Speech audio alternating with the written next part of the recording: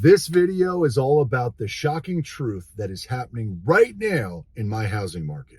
And I'm going to break this down from a buyer perspective, a seller perspective, as well as an agent perspective. Because some of the things that are happening right now in today's housing market are so off the charts bizarre that it's almost impossible for me to find any kind of reality-based context, but it's actually happening right now in today's market. So I want to share it with you so that you can go out there and make the best decisions for yourself, for your family, and for your financial bottom line. And I'm going to get into it right now. So recently I had the opportunity to work with someone just like you who found me on YouTube that hired me to help them find their dream home and dream lifestyle. And as I talked about in a previous video, these folks are super excited to get into their dream home, a bigger home, because the home that they purchased during the frenzy, although it's a fantastic home, it's not their dream home. It's a little bit too small. And they are totally psyched to be out there shopping and getting to experience the shopping process that they didn't get to do the last time. Because when they were shopping last, there was no time. They had to instantly get into action and start writing contracts and aggressively competing with bidders that were out there trying to do the same thing. And so frankly, there wasn't a whole lot of time to be able to get into action and enjoy the experience of shopping. But today the market shifted and it's not like that anymore. So they do have time and they can go and they can experience the neighborhood, the home, lay eyes on the property, and go in person to enjoy the experience. And honestly, if you're shopping for a home, the experience should be fun. But that is not always the case.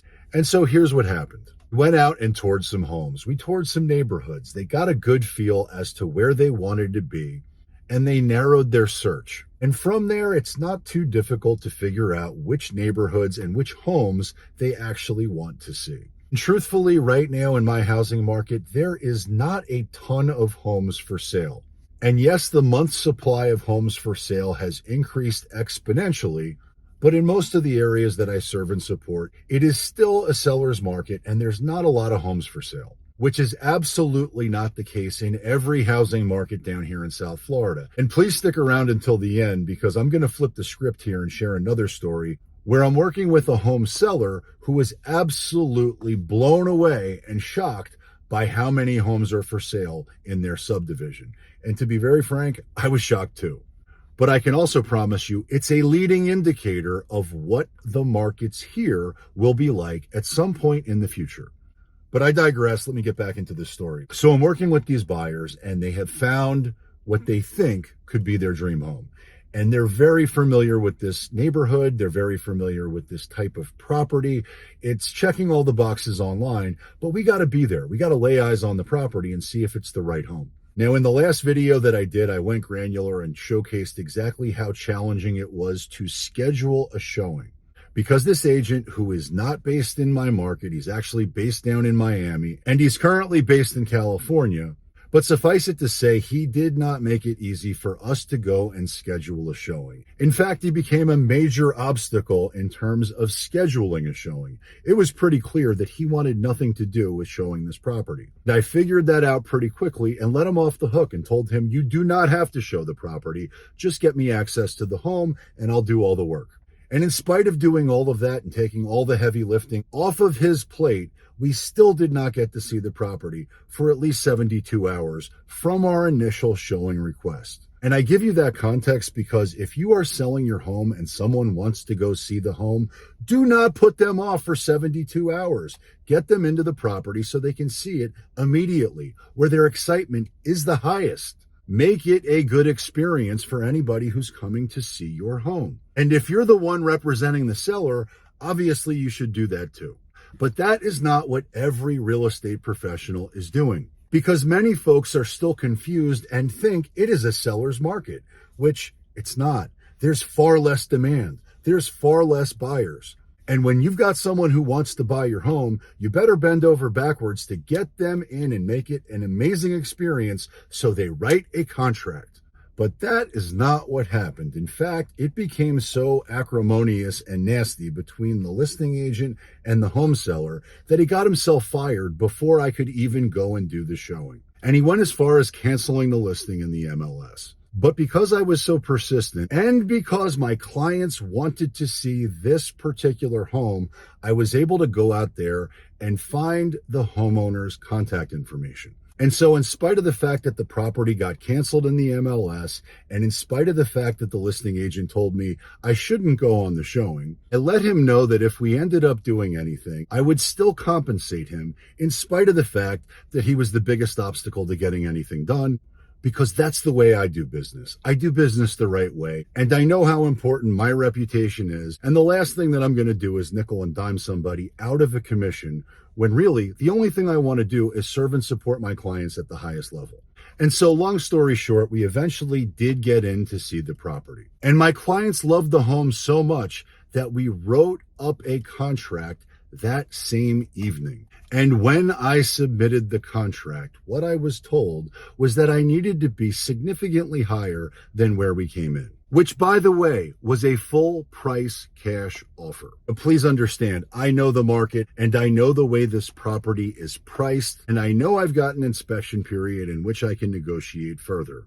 And they want this home. So we wrote it up at full price, and we expected that we would get a quick response. And yet we got crickets. So Friday evening, no response Saturday, no response Sunday.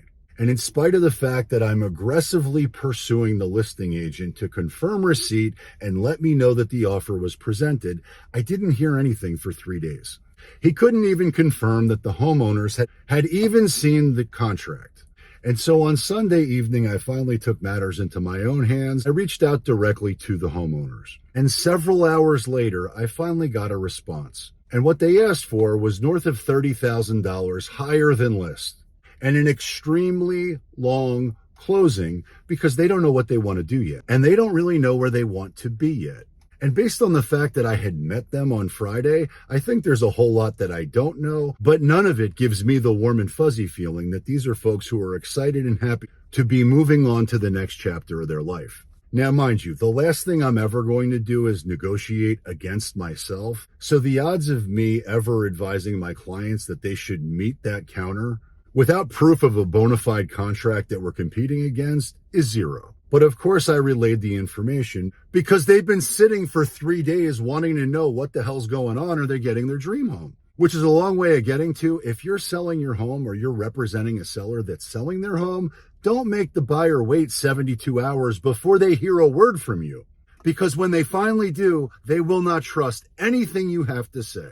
And we didn't. And all the excitement, all the enthusiasm, and all of the joy that comes with winning the bid and getting your dream home in the neighborhood that you want to be in was exhausted. Now, while I suspect these folks might watch this video, I'm going to use my own words to summarize what their thought process was with these particular sellers. Given the lack of professionalism and timeliness of communication that was exhibited.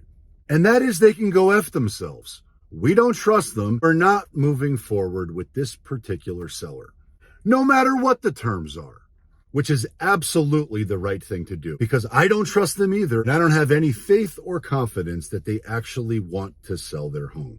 Which brings me back to the original title of this video, which is the shocking truth about this housing market. And the shocking truth is that not every seller actually wants to sell. And the shocking truth is not every agent actually does their job.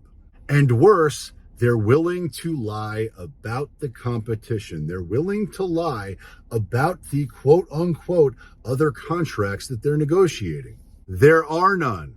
And yet, if I didn't know any better, I could have very easily fallen into the trap of negotiating against myself. Or much worse, negotiating against my clients who are negotiating against themselves. Which I will never, ever in a million years do, because it's the number one rule in negotiating. Never negotiate against yourself. Which brings me to another story that happened this week, too. And this one doesn't directly involve me. It involves someone within my team who presented a contract to another listing agent and was told the same story. They're reviewing multiple offers.